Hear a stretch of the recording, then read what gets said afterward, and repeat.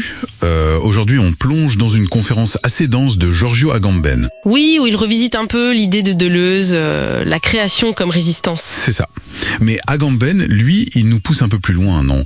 Il dit, et si la résistance, elle n'était pas juste contre l'extérieur? Oui, si elle était dedans en fait, intrinsèque. Et d'ailleurs, il préfère parler d'acte poétique. Oui, création, il trouve ça trop marqué par la théologie. D'accord, donc l'acte poétique, qu'est-ce qui se passe à l'intérieur de cet acte alors, pour lui? Mais pour comprendre ça, il faut faire un petit détour. Il retourne voir Aristote. Ah, Aristote, la puissance et l'acte, dynamis et energeia. Exactement. Mais il y a un truc crucial chez Aristote qu'Agamben met en lumière. Toute puissance, mettons la puissance de construire, Oui. elle contient aussi son contraire. La puissance de ne pas construire. Ah d'accord, l'impossibilité. L'impotentialité plutôt. Adunamia en grec.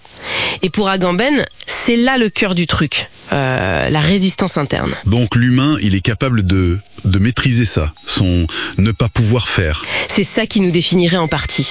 Contrairement aux animaux qui sont un peu coincés dans leur potentialité spécifique, quoi. L'humain, lui, il peut ne pas faire ce qu'il peut faire. Il reste en contact avec son adunamia. Donc ce n'est pas juste une faiblesse, cet adunamia, c'est actif. Complètement. C'est une composante de notre potentiel. Mais alors, comment on passe à l'acte si on a cette puissance de ne pas faire qui est toujours là? Justement, pour Agamben, le passage à l'acte, le vrai acte poétique, ce n'est pas d'écraser cette impotentialité. Non. Non, c'est de l'intégrer, de la rendre visible presque. Il donne des exemples. Oui, il prend Glenn Gould, le pianiste. Son génie, c'est pas juste qu'il peut jouer incroyablement bien, c'est que dans sa façon de jouer, on sent toujours qu'il retient quelque chose, qu'il intègre sa possibilité de ne pas jouer. D'accord.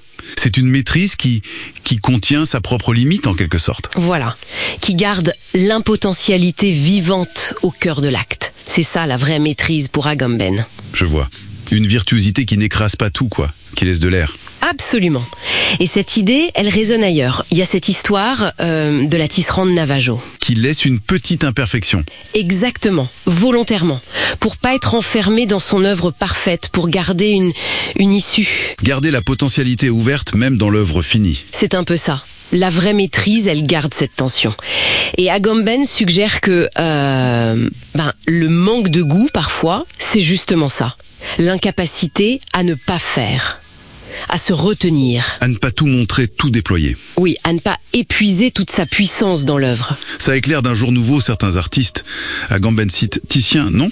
Avec sa signature Fécite. Oui, fait et refait. Comme s'il montrait ce travail interne, cette lutte, ou le style tardif un peu maniéré de Goethe. Et Kafka?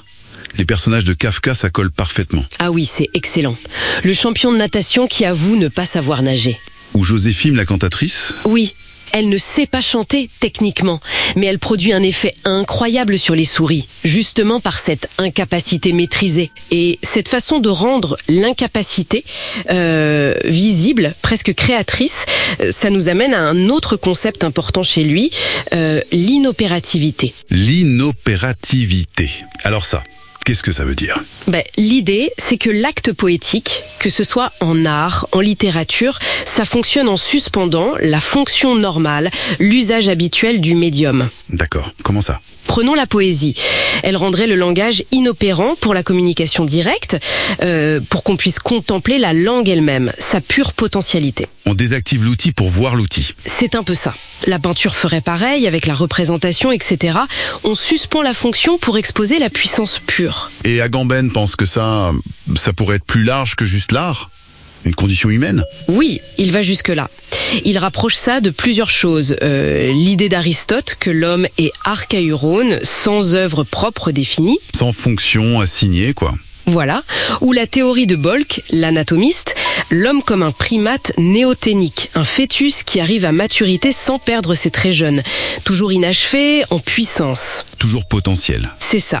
Et même Malevich et son carré blanc, l'art qui atteint l'inopérativité totale, la contemplation de la pure potentialité humaine, sans fonction. D'accord. Donc pour résumer, l'acte poétique chez Agamben, c'est pas juste faire quelque chose, c'est une tension. Une tension maîtrisée entre pouvoir et ne pas pouvoir, entre faire et retenir ce faire. Et la maîtrise, le génie, ce serait de tenir cette tension.